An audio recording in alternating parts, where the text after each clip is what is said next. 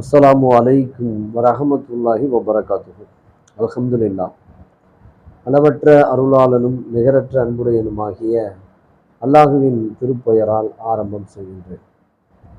அன்பிற்குரிய சகோதரர்களே, பொதுவாக உலகத்தில் முஸ்லிம்களுக்கு மத்தியில் சகோதரத்துவம் என்பது அடிப்படையான ஒரு அம்சம். அதை அடிப்படையாக கொண்டுதான் இஸ்லாமிய மார்க்கத்தினுடைய ஒரு பெரும் வளர்ச்சியே இருக்கிறது என்பது அனைத்து முஸ்லிம்களும் அறிந்த ஒரு நிகழ்வு. அதே நேரத்தில் நம்முடைய வாழ்வில் அதை பேணி நடப்பது என்பது முக்கியமான அம்சம். ஏன்னா பெரும்பாலும் மனிதர்களுடைய வாழ்க்கையில் சகோதரத்துவத்தை பேணுதல் என்பது எதில் இருக்கிறது என்பது குறித்தே ஒரு பெரும் கேள்வியாக இருக்கிறது. நாம் வாழுகிற சமூக சூழல் ஒருவர் இன்னொருவரின் மீது நம்பிக்கையற்ற ஒரு வாழ்வியலை மனிதனுக்கு உருவாக்கி கொண்டிருக்கிறது. அப்படிப்பட்ட ஒரு சூழலில் முஸ்லிம்களாகிய நாம் ஒரு பெரும் பண்பு மிக்கவர்களாக மாற வேண்டும் என்பதுதான் அடிப்படையான உண்மை. என்ன ஒரு பண்பு அப்படின்னு சொன்னால், இந்த சம்பவத்தை சொன்னாலே புரிஞ்சிடும். நபிகள் நாயகம் ஸல்லல்லாஹு அலைஹி வஸல்லம் காலத்தில் அபூபக்கர் சித்திக் ரலியல்லாஹு அன்ஹு அவர்களுக்கும் உமர் ரலியல்லாஹு அன்ஹு அவர்களுக்கும் ஒரு சின்ன கருத்து முரண்பாடு ஏற்படுது. அந்த கருத்து முரண்பாட்டில் அபூபக்கர் அவர்களின் பக்கம்தான் தவறு இருப்பதாக அபூபக்கர் அவர்களே சொல்லுகிறார்கள்.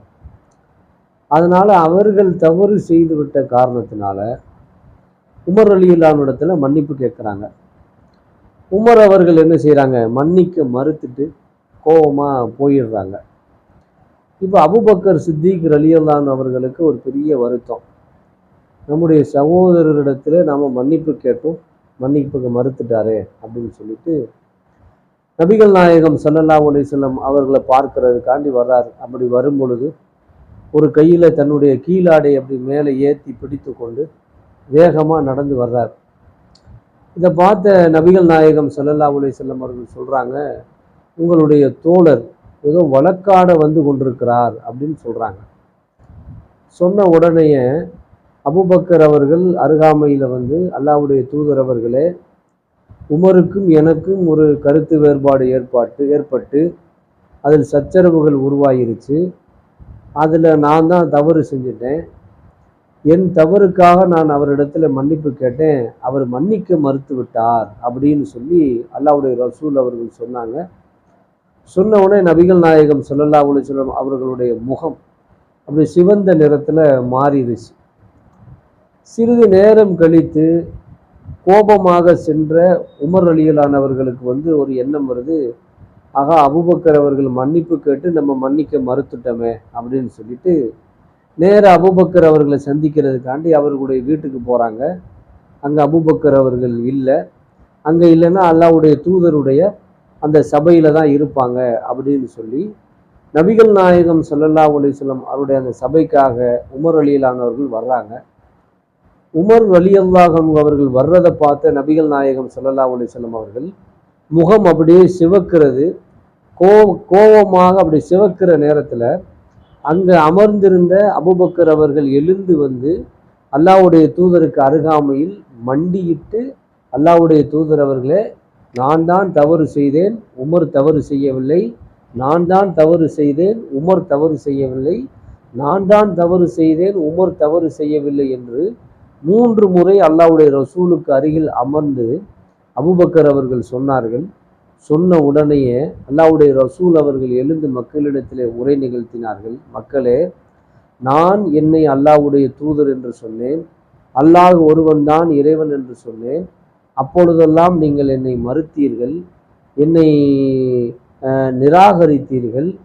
என்னை உண்மைப்படுத்திய இந்த சித்திக்கை அபூபக்கரை எனக்காக நீங்கள் மன்னிக்க மாட்டீங்களா என்று அல்லாஹ்வுடைய ரசூல் அவர்கள் அந்த சபையில் கேட்ட உடனேயே அந்த சபையே ரொம்ப புலகாகிதமாக மாறி போச்சு அப்படிங்கிற அந்த வரலாறு நம்ம பார்க்குறோம்.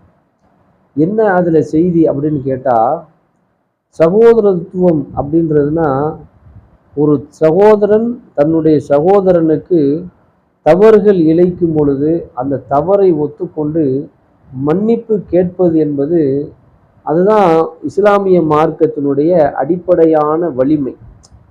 மன்னிக்க மறுப்பதும் நல்ல பண்பு இல்லை. அல்லாஹ்வுடைய ரசூல் அவர்கள் இவர் மன்னிப்பு கேட்டார், அவர் மன்னிக்க மறுத்துட்டார்.